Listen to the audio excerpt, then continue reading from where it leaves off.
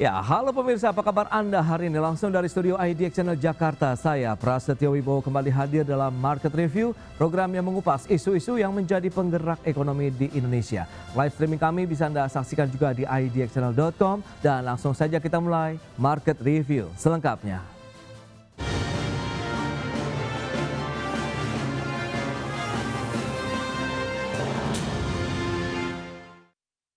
Komite Stabilitas Sistem Keuangan optimis konsumsi dan daya beli masyarakat serta aktivitas dunia usaha masih positif di tahun 2025. Optimisme tersebut didukung oleh peran APBN dalam menjalankan tugas sebagai counter cyclical.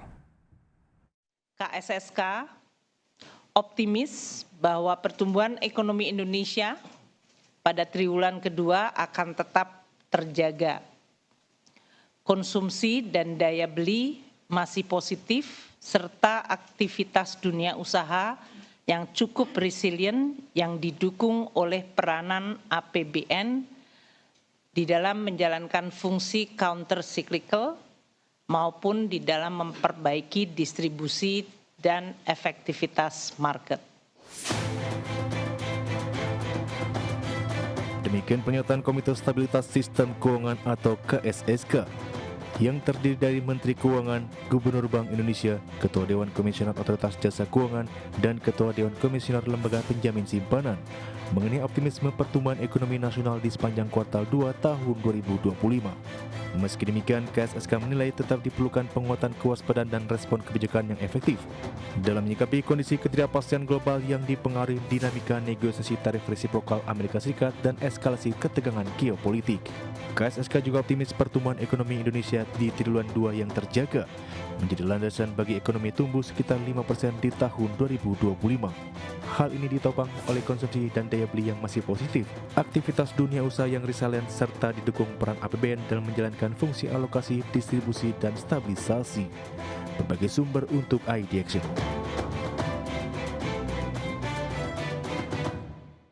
Ya, pemirsa, untuk membahas tema kita kali ini menakar resiliensi fundamental ekonomi hingga akhir tahun 2025, kita sudah tersambung melalui Zoom bersama dengan Bapak Bob Azam. Beliau adalah Ketua Bidang Ketenagakerjaan APindo, kemudian sudah bergabung juga Pak Rian Kerianto, ekonom senior dan juga asosiat fakulti LPPI. Langsung saja kita sapa ini. Halo Pak Bob, apa kabar Pak?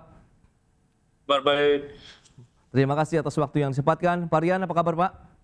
Kabar baik, Mas Pras. Baik, terima kasih atas waktu yang disempatkan juga Pak Rian. Sebelum membahas lebih jauh, review dari ekonom sendiri melihat bagaimana sih sebenarnya pertumbuhan ekonomi Indonesia paling tidak di sepanjang semester 1. Karena kita tahu juga rilis data BPS sudah menyampaikan 5,12% ini pertumbuhan ekonomi kita, begitu Pak Rian. Jadi kalau kita lihat dari tren atau kecenderungannya, kuartal 1 2025 terhadap kuartal 2 2025 itu memang terjadi lonjakan pertumbuhan ekonomi kita secara percentage point. Dan secara year on year pun tumbuhnya bagus, bahkan di atas ekspektasi kita semua, yaitu 5,12. Yang sebetulnya yang kemarin membuat sedikit agak teman-teman bertanya-tanya itu, kenapa tumbuhnya bisa 5,12%, which is itu mungkin hampir semua ekonom yang disurvei pun ekspektasinya hanya paling-paling 5%. Saya sendiri waktu itu masih mematok kalaupun tumbuh kita paling banter itu 5% dengan batas bawah waktu itu 4,8 seingat saya. Cuman memang kalau kita lihat di level mikronya, saya kira nanti Pak Bob bisa menambahkan. Saya itu selalu saya cerita Mas Pras, saya itu tiap akhir pekan kan jalan ya ke lapangan ya. Saya ke mall, saya ke pusat-pusat bisnis, saya ke luar kota. Saya sengaja melihat fakta yang ada di lapangan. Dan beberapa indikator ekonomi mikro itu memang memberikan optimisme bahwa pertumbuhan ekonomi kita di kuartal 2 kemarin itu bisa di atas 5%. Dan itu ternyata happen it. Beberapa isu yang saya raise coba, misalnya kalau saya ke restoran-restoran, itu saya harus masih sekarang udah mulai ngantri. Kemudian kalau saya perjalanan dinas keluar kota itu isu tiket pun nggak gampang sesuai dengan keinginan kita. Kita booking hotel pun agak sulit, tidak sesuai dengan ekspektasi kita. Cari parkir kalau di mal-mal udah mulai susah. Kemudian nonton film yang biasanya di kuartal 1 itu paling penontonnya 10 orang. Sekarang kalau kita nonton film di 21 ya, itu saya kadang-kadang dapatnya row kedua atau ya paling row ketiga. itu artinya sinyal betul-betul di kuartal 2 kemarin itu kegiatan ekonomi di level mikro bergerak masif sama sekali, masih banget ya. Makanya kita lihat Mas Pras, konsumsi rumah tangga itu tumbuh kenceng 4,97%, Ya, which is itu mendekati threshold yang 5%. Saya punya formula, kalau pertumbuhan konsumsi rumah tangga itu bisa 5%, itu hampir pasti pertumbuhan kita itu 5% di tangan. Nah, tambahnya dari mana? Tambahnya dari pembentukan modal tetap bruto atau investasi langsung, kemudian ditambah dengan ekspor kurangi impor. Nah, kalau untuk government spending atau belanja pemerintah, itu saya anggap sebagai tadi sampaikan Bu Sri Mulyani, itu hanya sebagai bumper atau sebagai semacam apa ya, shock absorber aja kalau ada kejutan-kejutan. Nah, ternyata betul pertumbuhan PMTB atau investasi langsung itu betul-betul luar biasa, oke. 6,99%. Padahal kita tahu share atau distribusi dari pembentukan modal tetap bruto kita itu terhadap pertumbuhan ekonomi kita cukup signifikan, kurang lebih sekitar apa namanya, kurang lebih sekitar 28%. Dan itu kan dampak daya ungkit atau multiplier ke ekonomi secara secara apa ya, secara rantai nilai itu luar biasa. Nah, Oke. inilah yang menggambarkan saya tidak terkejut kenapa pertumbuhan PDB kita kuartal 2 kemarin secara tahunan bisa tumbuh 5,12%. Baik, Ya. Marian. Oke. Nah, Pak Bob, lantas bagaimana dari sisi pelaku usahaan Pindo begitu merasakan dampak secara langsung begitu terkait dengan kegiatan usaha aktivitas pertumbuhan ekonomi kita yang di atas 5% sejauh ini, Pak Bob? Memang kita lihat semester ini ekonomi kita dalam kondisi up and down ya. Jadi di awal tahun itu kan sempat tertekan, kemudian juga menjelang Lebaran itu kembali ada optimisme. Kita bisa lihat dari PMI-nya yang masuk ke zona ekspansi. Tetapi setelah Lebaran itu PMI kita kembali ke zona kontraksi gitu loh. Jadi ini yang kita bilang ekonomi kita masih menghadapi up and down, sehubungan dengan ada ketidakpastian global. Begitu juga untuk dalam negeri kita masih menunggu apa langkah-langkah pemerintah, terutama untuk memberikan insentif kepada kelas menengah. Kalau yang kelas bawah kita lihat program pemerintah untuk bansos dan lain sebagainya ini cukup efektif ya. Kita bisa lihat dari penurunan angka kemiskinan, tapi ini kemiskinan absolut ya.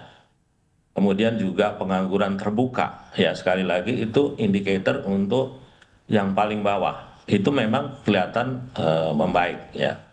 Tapi yang menjadi isu kita nih sekarang adalah kelas menengah yang mereka menjadi motor penggerak ekonomi negara ya. Hampir semua negara itu sekarang persoalannya bagaimana menumbuhkan daya beli kelas menengah ya. Kalau yang bawah ini memang domainnya pemerintah ya. Kelas menengah ini yang sedang ditunggu bagaimana menunjukkan geliatnya ya. Bagaimana meningkatkan daya belinya kelas menengah. Jadi kalau fenomena yang disampaikan Pak Aryan itu mungkin saja terjadi ya di sektor-sektor restoran, makanan, minuman ya. Tapi yang masih kita tunggu adalah sektor-sektor yang memang menghasilkan barang-barang industri ya seperti otomotif, kemudian juga elektronik, kemudian juga perumahan. Bagaimana sektor-sektor itu yang memang multiplier efeknya tinggi itu bisa recovery. Kenyataannya kita lihat bahwa sektor tersebut masih dalam kondisi tertekan hingga saat ini. Oke, dan kalau bicara mengenai PMTB tadi menjadi salah satu juga hal yang disebutkan begitu ya oleh Pak Rian bahwa ini yang menjadi salah satu penopang pertumbuhan ekonomi Indonesia. Kita tahu juga ada realisasi investasi kuartal 2 mencapai 477,7 triliun naik dibandingkan dengan kuartal 1 tahun lalu 465 atau 25,1% dari target. Nah, seperti apa? Apakah ini mencerminkan bahwa iklim investasi kondusif kemudian serapan tenaga kerjanya juga sesuai dengan kebutuhan industri? Kita bahas nanti di segmen berikutnya Pak Bob dan juga Pak Rian, kita akan jeda dulu sebentar. Dan pemirsa kami akan segera kembali usai jeda berikut ini.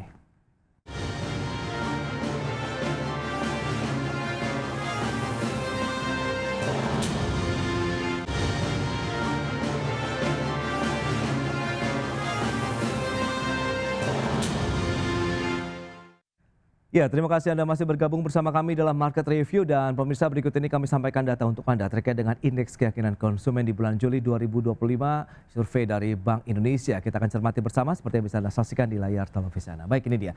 Indeks keyakinan konsumen atau IKK di bulan Juli 2025. Kita cermati pergerakannya dari Januari sampai dengan bulan Juli sempat memang cenderung turun dari 127,2 turun sampai dengan 117,5 di bulan Mei, kemudian sudah mulai merangkak naik lagi di bulan berikutnya Juni 117,8, kemudian di Juli naik lagi 118,1 untuk IKK. Dan selanjutnya kita akan cermati terkait dengan realisasi investasi di kuartal 2 ini yang diharapkan menjadi salah satu juga motor penggerak dari pertumbuhan ekonomi Indonesia, PMTB begitu ya, menjadi salah satu faktor penguat dari pertumbuhan ekonomi Indonesia di kuartal kedua.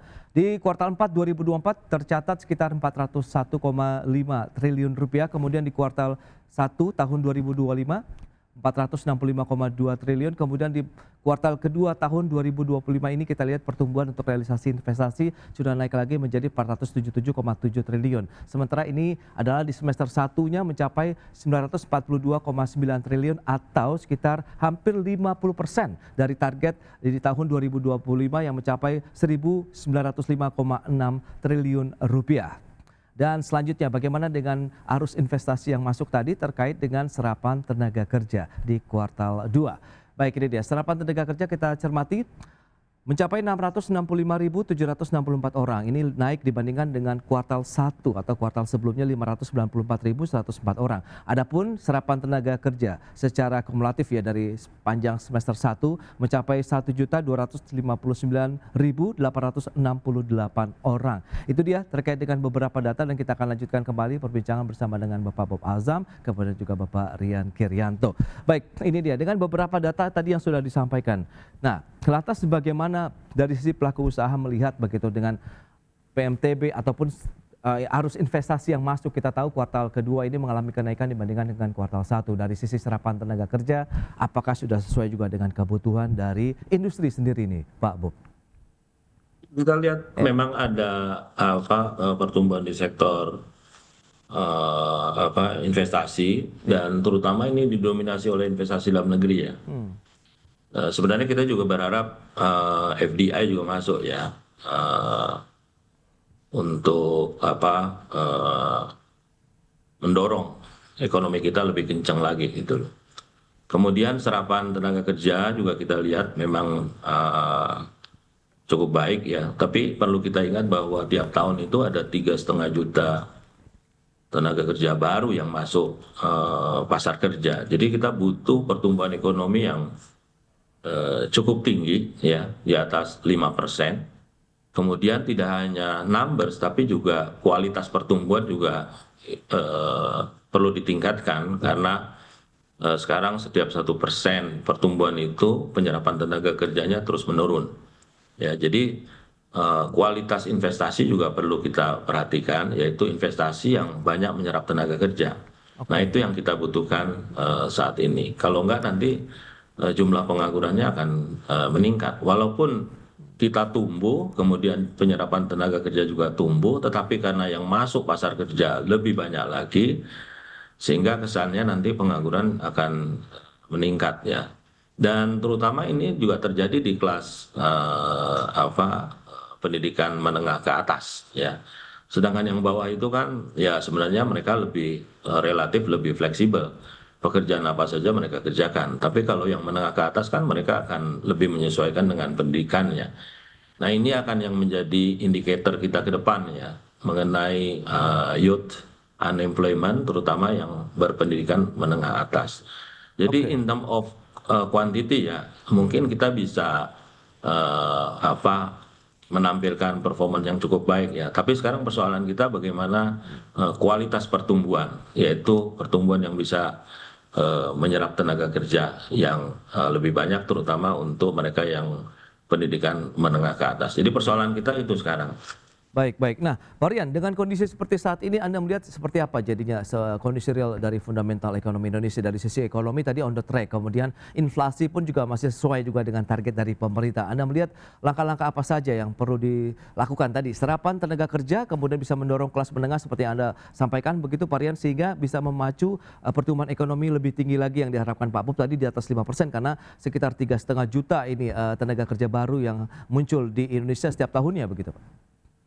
Makanya kalau kembali kepada jargon politik kita ya bahwa kita punya pengharapan untuk mendorong pertumbuhan ekonomi yang tumbuh tinggi, kemudian apa namanya inklusif dan Oke. berkesinambungan, ya titik pijak atau titik arah daripada kebijakan ekonomi dan investasi kita harus mampu mendorong sektor-sektor ekonomi atau lapangan usaha yang sifatnya bukan hanya padat modal, tetapi sekaligus juga padat karya. Nah, kalau kita lihat dari data kontribusi dari pertumbuhan ekonomi dari lapangan usaha, sebetulnya di sektor primernya sudah on the track ya. Di situ ada pertanian dalam arti luas, kemudian ada konstruksi juga, kemudian ada juga satu lagi itu perdagangan. Perdagangan masuk ke secondary primer. Tapi nature daripada sektor-sektor utama itu yaitu membuka apa namanya padat modal ya, tapi juga padat karya, artinya menyerap tenaga kerja. Nah, harusnya space atau stand ini yang harus dijaga. Nah, untuk itu maka desain kebijakan yang sudah dicanangkan sejak kuartal 2 ini kalau bisa pace-nya dilanjutkan, diteruskan, dan mungkin dengan penajaman-penajaman ke sektor industrinya. Jangan lupa kita tadi saya baru ingat bahwa bagaimanapun pertumbuhan ekonomi kita yang 5,12% itu juga sumbangsih dari arah kebijakan baik dari sisi fiskal kemudian dari sisi moneter itu yang memang sudah sama-sama tone-nya itu pro growth atau pro pertumbuhan. Oke. Bank Indonesia misalnya di bulan Juni tetap mempertahankan BI rate waktu itu 5,5%. Itu cukup akomodatif untuk ya sektor keuangan maupun sektor real. Yang satu lagi kemudian di bulan Mei kita masih ingat pemerintah melalui Kementerian Keuangan mengeluarkan paket kebijakan stimulus ekonomi 5 paket ya, diskon jalan tol, diskon tiket pesawat, diskon macam-macam. Ya, akumulasi budgetnya itu kurang lebih 24,4 triliun. Itu sebagai pancingan dan itu memang terbukti ya mendorong pertumbuhan konsumsi rumah tangga yang tadi saya bilang hampir mendekati 5%, which is ini cukup besar karena pertumbuhan konsumsi rumah tangga yang 4,97% itu setara atau ekivalen dengan share konsumsi rumah tangga terhadap total PDB kita kurang lebih 54,6%. Jadi cukup besar. Nah, kembali Mas Pras, mudah-mudahan stand kebijakan dari sisi moneter maupun dari sisi fiskalnya tetap sama-sama bersifat dovish atau longgar.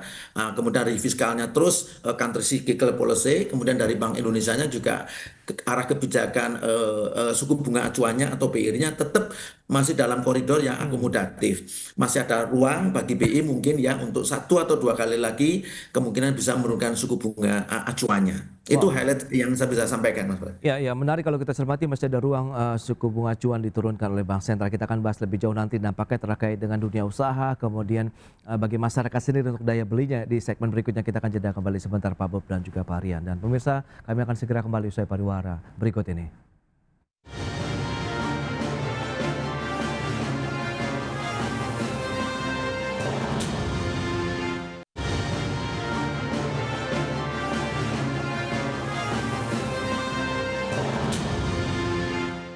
Baik pemirsa, kita lanjutkan kembali perbincangan bersama dengan Bapak Bob Azam, Ketua Bidang Ketenagakerjaan Apindo, kemudian Bapak Rian Krianto, Ekonom Senior dan juga Sosial Fakulti dari LPPI. Baik, nah menyikapi dengan kondisi yang ada tadi memang bicara mengenai beragam kebijakan baik fiskal, moneter sudah dilakukan oleh pemerintah sejak awal tahun untuk memang bisa mendorong lagi laju pertumbuhan ekonomi, daya beli masyarakat begitu baik kelas menengah maupun dari menengah bawahnya sendiri. Nah Pak Bob, Anda melihat seperti apa? Tadi Pak Rian melihat ada ruang nih Bank Sentral untuk menurunkan lagi suku bunga acuan. Bagi pelaku usaha sebenarnya dibutuhkan insentif dari sisi moneter, fiskal atau yang seperti apa nih Pak Bob? Sehingga laju produktivitas, utilisasi dari sektor produksi juga masih bisa melaju sekaligus mendorong nih PMI manufaktur kita supaya ekspansi lagi begitu. Ya sebenarnya kan kalau kita lihat indikator makroekonomi kita kan cukup baik ya. Ya.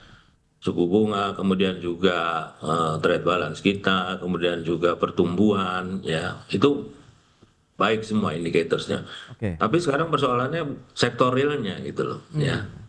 Nah ini kan yang kita lihat bahwa sektor real ini menggeliat ya baru hanya beberapa sektor, tetapi industri yang banyak menyerap tenaga kerja, ya. Kemudian juga pekerja itu kan punya dua sisi.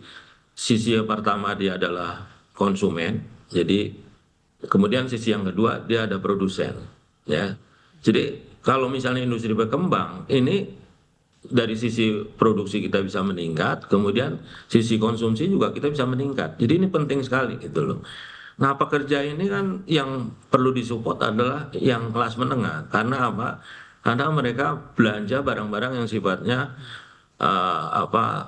memberikan multiplier efek yang lebih besar ya daripada yang di bawah. Nah, ini yang menjadi pusat perhatian kita. Nah, sebenarnya yang kita tunggu dari dunia usaha adalah insentif-insentif yang lebih berani lagi untuk menggerakkan kelas menengah ya, seperti misalnya subsidi kredit ya. Kita lihat juga laju pertumbuhan kredit juga turun terus nih ya. Sekarang udah 1 digit ya. Bagaimana ini bisa didorong lagi kembali ke 2 digit gitu loh. Kemudian perlu ada relaksasi ya pemerintah terhadap konsumsi barang-barang yang durability-nya lebih panjang ya, karena dia menciptakan multiplier efek terhadap ekonomi kita. Nah ini yang masih kita tunggu apa langkah-langkah pemerintah untuk melakukan relaksasi kepada sektor-sektor industri yang kalau dikasih relaksasi mereka justru akan meng-create revenue kepada pemerintah ya. Jadi kita kan juga paham semua ya bahwa fiskal sekarang masih dalam kondisi tertekan ya. Tapi bukan berarti kita nggak bisa melakukan apa-apa. Sebenarnya pemerintah bisa memberikan relaksasi terhadap bidang-bidang yang kalau diberi insentif itu memberikan revenue yang lebih besar lagi sehingga tidak membebani fiskal. Jadi perlu dicari ini prioritas bidang-bidang yang harus didorong supaya kelas menengahnya ini mulai bekerja ya. Ya, ya. Nah, kalau di US itu kan sekarang ya kebijakan pemerintah Trump meningkatkan tarif itu memang dikhawatirkan akan meningkatkan harga dan beban ya kepada masyarakat US ya. Tetapi tarif yang diterima oleh pemerintah US itu nanti akan dikembalikan lagi dalam bentuk relaksasi pajak untuk kelas menengah. Ya, sehingga kelas menengahnya ini bisa jalan itu loh. Nah, jadi persoalan kita jangan khawatir ya, ini bukan persoalan kita aja. Hampir semua negara bagaimana menggerakkan ekonomi kelas menengahnya karena itu menjadi core ya pertumbuhan ekonomi yang berkualitas termasuk di Indonesia. Itu yang sedang kita tunggu. Kalau untuk yang kelas bawah is okay ya, makroekonomi pemerintah sudah cukup baik ya. Oke. Nah, tinggal sekarang bagaimana menggerakkan kelas menengah. Itu PR kita. Baik, nah Pak Rian, ini kelas menengah lagi-lagi menjadi concern banyak pihak saat ini begitu yang menjadi salah satu juga penopang begitu ya, aktivitas pertumbuhan ekonomi nasional kita paling tidak di semester 1 dan diharapkan sampai berlanjut ke semester kedua berikutnya. KSSK tadi sudah optimis pertumbuhan ekonomi juga masih akan terus terjaga, konsumsi, daya beli masyarakat, aktivitas dunia usaha yang cukup resilient begitu termasuk juga peran APBN ya sebagai kantor siklik. Nah, Anda melihat apakah fundamental kelas menengah didukung oleh APBN ini dan lain-lain begitu bisa menjadi salah satu juga booster ataupun paling tidak game changer lah untuk pertumbuhan ekonomi Indonesia sampai dengan akhir tahun 2025 untuk tetap di atas 5%, Pak Rian? Saya sepakat dengan yang disampaikan Pak Bob tadi ya. Memang kita harus memberikan perhatian ekstra ya untuk kelompok kelas menengah ini. Karena di negara manapun, apalagi di negara berkembang seperti Indonesia, peran dari kelas menengah itu sangat dibutuhkan dan sangat nyata dan sangat signifikan. Kelas menengah itu memiliki tipologi utama itu apalah kuat di dalam konsumsi. Tetapi ketika kemampuan keuangan mereka itu semakin terbatas, tentu daya dorong untuk konsumsi itu menjadi anjlok atau lemah dan itu terbukti. Maka saya sepakat pemerintah kita harapkan dapat mendesain kebijakan-kebijakan yang betul-betul fokus kepada bagaimana merecovery atau mengakselerasi geliat dari kelas menengah ini. Kalau kelas menengah ini bisa dihandle dengan baik, memiliki apa namanya power consumption atau daya beli yang tetap terjaga dengan baik, Ya. kita mungkin bisa bertumbuh terus berlanjut di atas 5%. Yang kedua, kita mudah-mudahan bisa terhindar dari yang kita kenal dengan istilah jebakan negara-negara kelas menengah atau middle income trap. Karena apa? Pengelolaan kelas menengah itu harus betul-betul tepat sasaran, tepat guna, dan tepat waktu. Nah, misalnya begini, kita harus harus lakukan assessment. Behavior dari kelas menengah kita itu kan memiliki tingkat mobilitas yang tinggi. Mereka suka vacation, suka liburan, suka holiday, macam-macam. Dan Oke. mereka suka spot-spot yang lain. Nah, mungkin perlu didesain kebijakan-kebijakan fiskal yang sifatnya itu insentif ya kepada kelas menengah ini untuk mereka tetap beraktivitas seperti itu sehingga dan mereka memiliki ruang atau space untuk konsumsi. Misalnya membeli tiket pesawat, terbang, tiket kereta api dan sebagainya. Karena nature mereka memang memiliki mobilitas yang tinggi.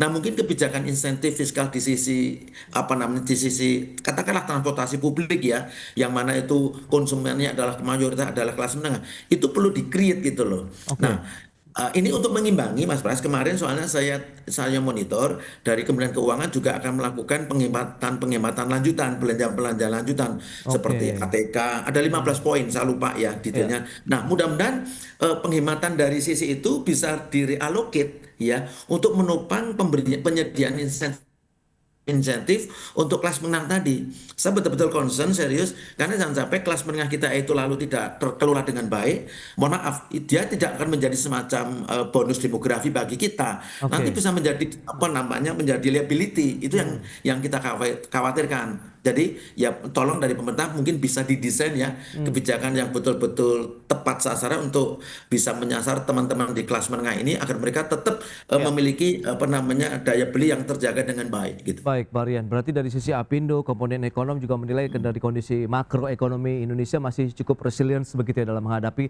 tantangan global, kemudian bagaimana menciptakan lagi pertumbuhan ekonomi yang lebih ekspansi lagi tentunya dari sisi industri, kemudian daya beli masyarakat juga di sepanjang tahun 2025 ini. Baik, Pak Bob dan juga Pak Rian, sayang sekali waktu terbatas. Terima kasih banyak atas waktu, informasi dan juga update yang sudah diberikan kepada pemirsa IDX Channel pada hari ini. Selamat melanjutkan aktivitas Anda kembali. Salam sehat. Sampai berjumpa kembali Pak Bob, Pak Rian. Terima kasih. Terima Ya, kasih. terima kasih. Terima kasih, Mas Pras. Terima kasih. Baik pemirsa, jangan beranjak dari tempat Anda karena sesaat lagi kami masih akan kembali dengan tema menarik lainnya terkait dengan efisiensi anggaran berlanjut demi menjaga kesehatan APBN.